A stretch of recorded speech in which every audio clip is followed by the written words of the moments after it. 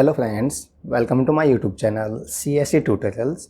सो Laravel सीखने की इस सीरीज़ में यहाँ पर ये सेकंड वीडियो है जिसमें हम बात करेंगे यहाँ पर व्हाट इज़ MVC आर्किटेक्चर।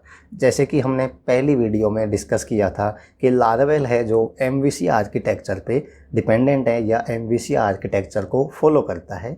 सो हम यहाँ पर बात करेंगे बेसिकली MVC होता क्या है, MVC आर्किटेक्चर क्या होता है। सो चलिए स्टार्ट करते हैं ये वीडियो। सो हम बात करें व्हाट इज़ MVC। सो जैसे कि हमने देखा था कि MVC आर्किटेक्चर पे डिपेंडेंट है, उसको यूज करता है जो लारावेल है जो। सो MVC is a design pattern commonly use for developing user interface. So MVC basically क्या है, एक डिज़ाइनिंग पैटर्न है, एक आर्किटेक्चर है जो कि वेब डेवलपमेंट जो यूजर्स इंटरफेस हैं, जो UI है, उनको डेवलप करने के लिए यूज में लिया जाता है। अब MVC का मतलब क्या है, इतना समझ आ गया कि MVC एक डिज़ाइनिंग पैटर्न है, बट MVC का मतलब क्या है। सो MVC stand for model view controller. M का मतलब यहाँ पे होगा मॉडल, और V का मतलब M मतलब मॉडल, V का मतलब व्यू, और C का मतलब कंट्रोलर। सो MVC मतलब मॉडल व्यू कंट्रोलर। ठीक है, अब हम बात समझते हैं यहाँ पे मॉडल व्यू कंट्रोलर होता क्या है। इससे पहले हम बात कर लेते हैं, it is fundamental principle which is based on the idea that the logic of an application should be separated from its presentation. So basically जो MVC जो कि मॉडल व्यू कंट्रोलर है, ये जो डिज़ाइनिंग पैटर्न है, जो आर्किटेक्चर है, जो इस प्रिंसिपल पे, इस फंडामेंटल पे डिपेंडेंट है दैट कि जो लॉजिक, कोई भी हम वेब एप्लीकेशन लिखते हैं सपोज, तो हम क्या करते हैं कि उसी में हम क्या करते हैं HTML का कोड लिख देंगे, उसी में CSS का कोड लिख देंगे, और उसी में हम जो भी डेटाबेस का कनेक्शन है या जो भी कॉन्सेप्ट है, जो लॉजिक है, वो सब हम एक ही जगह लिख देते हैं, जो कि एक अच्छा तरीका नहीं है वेब एप्लीकेशन बनाने का।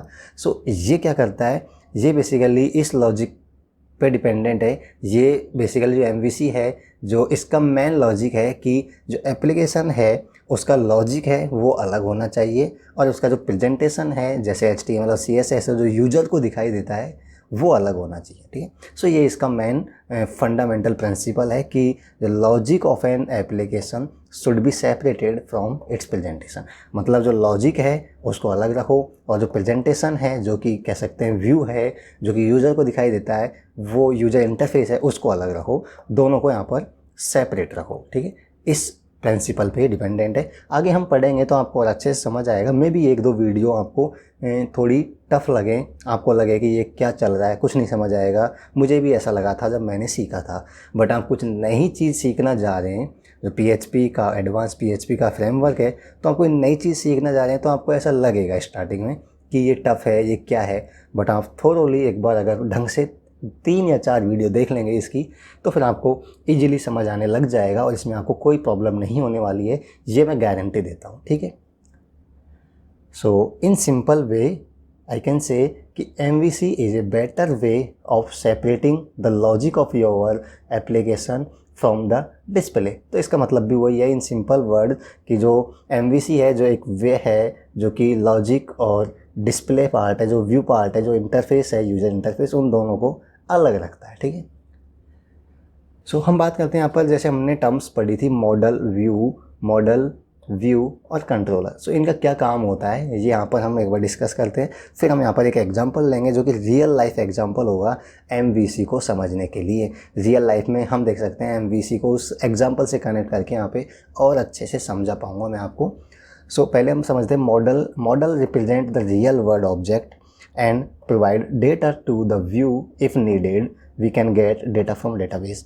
सो बेसिकली मॉडल क्या करता है कि जो ये रिप्रेजेंट करता है रियल वर्ल्ड ऑब्जेक्ट को, जो कि व्यू मतलब कि जो यूज़र को दिखाई देता है, जो इंटरफेस है, क्या दिखाना है यूज़र को, उसका डेटा क्या है वो प्रोवाइड करता है व्यू को। ठीक है, जैसे डेटाबेस से कोई फैच करना है कोई भी डेटा, तो वो क्या दिखाना है यूज़र को, वो डेटाबेस से फैच वगैरह करना, ये सब काम होता है मॉडल का। ठीक है, view it is responsible for look and feel of our application. जैसे व्यू का मतलब, व्यू मतलब क्या दिखाई देगा यूज़र को क्या दिखाना है, वो काम होता है व्यू का।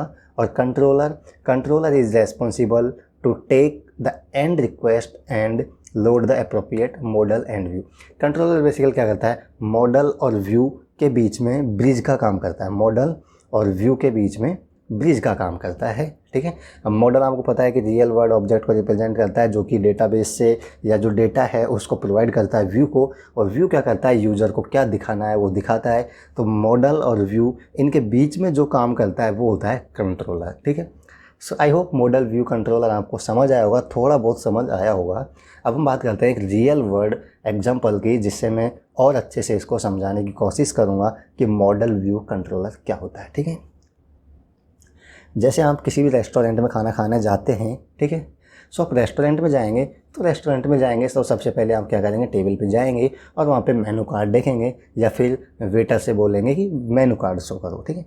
सो वहाँ पर मेनू कार्ड आपको दिखाई देगा। तो मेनू कार्ड में जो भी वहाँ पे डिशेज़ हैं, जो भी वहाँ पे आइटम्स हैं जो पकाए जाते हैं, वो आपको दिखाई देंगे विद रेट। वहाँ पे प्राइस लिखी होगी और इफ़ पॉसिबल वहाँ पे उसकी इमेज भी लगी होगी, ठीक है। कि जैसे पोहा है, डोसा है, इडली है, उनकी इमेज भी होती है वहाँ पे और उनकी प्राइस भी होती है। सो ये हो गया यहाँ पे एक तरीके से व्यू, ठीक है, कि आप देख पा रहे हैं यूज़र को क्या दिखाई दे रहा है, वो यहाँ पर आप इस मेन्यू में देख पा रहे हैं। उसके अंदर क्या बनता है, कैसे बनता है, कौन ला रहा है, उसको कौन बना रहा है, उससे आपको मतलब नहीं है। आपको सिंपल मतलब है दिखाई क्या दे रहा है आपको, ठीक है। तो जो ये हो गया एक तरीके से व्यू, जो कि आपको मेन्यू बार में देख रहे हैं, या सॉरी मेन्यू में देख पाएंगे, ठीक है। तो ये हो गया व्यू। अब जब आपको कोई आइटम आपने सेलेक्ट कर लिया, उसको आपको ऑर्डर करना है, तो आप क्या करेंगे, वेटर को बुलाएंगे और वेटर को बताएंगे कि मैं इस, जैसे लेट से उसको पोहा आपको मंगवाना है, तो आप वेटर को बोलेंगे कि मुझे 1 प्लेट या 2 प्लेट पोहा लाओ, ठीक है। तो वेटर को आप ऑर्डर देंगे कि हमें पोहा लाना है या डोसा लाना है। तो वेटर क्या करेगा, ये काम करेगा कंट्रोलर का, क्योंकि ये आपको कंट्रोल करेगा। और फिर मॉडल क्या हो जाएगा, जो वेटर है वो जाएगा यहाँ पर कुक के पास, जो कि इस आइटम को प्रिपेयर करेगा, जो कि डिशेज प्रिपेयर करेगा।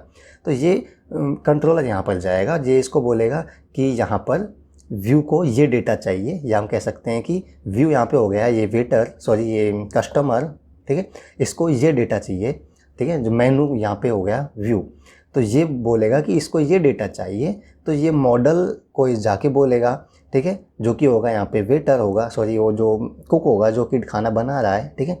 सो वो इस डेटा को तैयार करेगा, ठीक है, मतलब कि इस डिश को तैयार करेगा और वापस से ये यहाँ पर जो यूज़र है, जो क्लाइंट है, उसको देगा, मतलब कि उसको व्यू दिखाई देगा।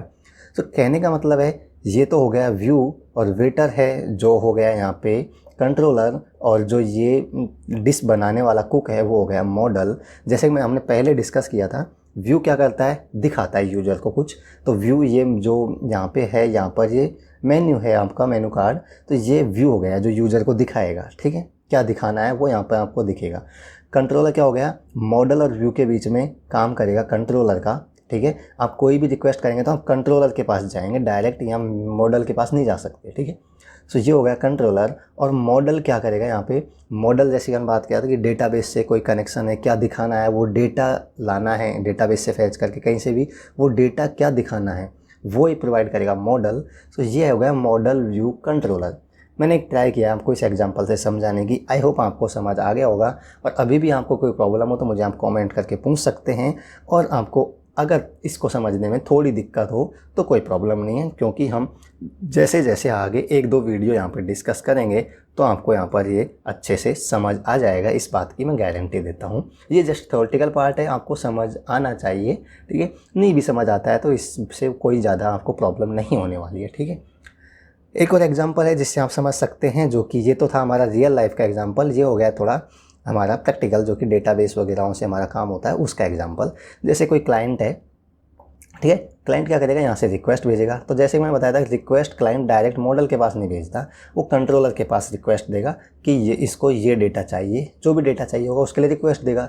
कंट्रोलर क्या करेगा, कंट्रोलर जाएगा मॉडल के पास कि उस बोलेगा कि इसको ये रिक्वेस्ट चाहिए, तो जो मॉडल है वो डेटा प्रोवाइड करेगा, ठीक है, कंट्रोलर को। कंट्रोलर है जो क्लाइंट को दिखाएगा। तो मॉडल क्या करेगा, डेटाबेस से अगर उसको ज़रूरत पड़ी तो डेटाबेस से कोई क्वेरी करेगा, वहाँ से डेटा फैच करेगा, और मॉडल डेटा यहाँ से लेगा डेटाबेस से, और मॉडल वापस कंट्रोलर को देगा डेटा जो उसको चाहिए क्लाइंट को, ठीक है। और वो कंट्रोलर है जो व्यू को कि क्या दिखाना है उसको ये बताएगा, डेटा प्रोवाइड कर देगा कि ये यूज़र को दिखाना है, और फाइनली वो जो यूज़र को आउटपुट, फाइनल आउटपुट जो दिखाना होता है वो यहाँ पर यूज़र को दिखाई देता है। तो इस तरीके से ये मॉडल व्यू कंट्रोलर या मॉडल व्यू कंट्रोलर आर्किटेक्चर है जो काम करता है। अब आई थिंक आपको यहाँ पर अच्छे से समझ आया होगा, हमने 2 एग्जांपल की सहायता से यहाँ पे समझा है, ठीक है। सो ये था यहाँ पर मॉडल व्यू कंट्रोलर। सो इस वीडियो में हमने मॉडल व्यू कंट्रोलर आर्किटेक्चर के बारे में समझा। सो मैं आशा करता हूँ कि इसमें आपको कोई प्रॉब्लम नहीं होगी, ये वीडियो आपको अच्छी लगी होगी। अगर इस वीडियो में आपको कोई प्रॉब्लम हो तो आप कॉमेंट करके मेरे से पूछ सकते हैं, मैं उसका रिप्लाई करूँगा, तुरंत मैं इसका रिप्लाई करता हूँ, ठीक है। और अगर आप इस चैनल पर नए हैं तो आप इस चैनल को सब्सक्राइब कर सकते हैं, क्योंकि यहाँ पर मैं कंप्यूटर साइंस से रिलेटेड ऐसी ही वीडियोज़ और ट्यूटोरियल्स यहाँ पर मैं अपलोड करता रहता हूँ। So thanks for watching this video. मिलते हैं नेक्स्ट वीडियो में, तब तक के लिए bye bye and take care.